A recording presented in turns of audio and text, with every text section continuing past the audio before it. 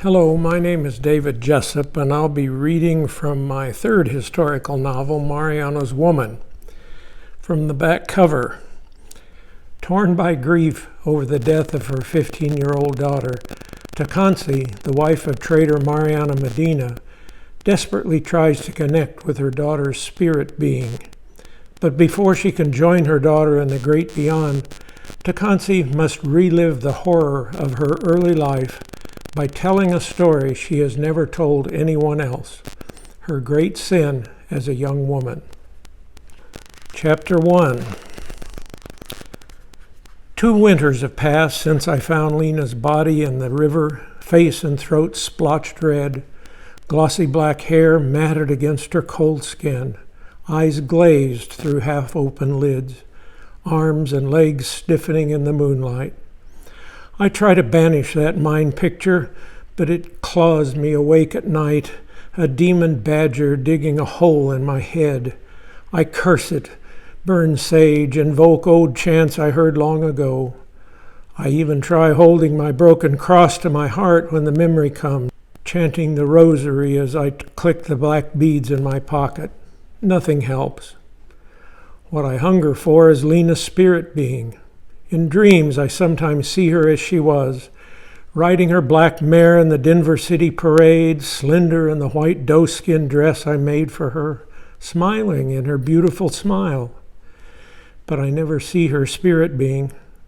Where is she? That is the question that haunts me. Is she in the black robe heaven, surrounded by saints, with Jessup and God's angels among the clouds? In purgatory, having died without last rites, awaiting travel to a better place?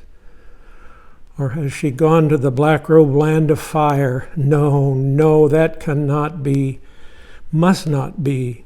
She had only 15 winters of age, too young for mortal sins that send one to the land of forever punishment. That hell is where I may go, where I deserve to go, but not Mylena. Maybe she travels in the great beyond of my people, galloping over green meadows on a fine horse, singing and dancing with her ancestors, well-fed, well-loved, in the road of many stars. I wish I could believe this were true. But in my heart, I am afraid. I feel her spirit is still close by, trapped, waiting. Salish people believe the spirit dead need prayer medicine for traveling to the great beyond, a ceremony 1 year after crossover day. April 10th, 1872, that is what is written in the Catholic Church Book of the Dead, where Father Matchabuff put her name with his black ink stick. My only wish, my last wish, is to be with Mylena in her spirit world, wherever it is. Otter Woman once told me how, with the right spells, you can speak with spirits. If not in words, maybe in mind thoughts. I must speak with my daughter. Explain my false-tongued stories about her young suitor, John Alexander. She must understand it was for her own good, so she would escape with me instead of marrying him. I must try once more to reach her on the Red Cliff Ridge, so she can finish her journey to the next world, so I can follow. I leave the house and walk over the toll bridge that made my husband wealthy. Mariano's Crossing, he calls it. I walk upstream along the river trail to a place where a lichen-covered boulder rests beside the riverbank. I pull away the smaller stones piled at its base, stones that seem natural to other eyes but mine. Underneath is the obsidian blade I hid there after Lena's death.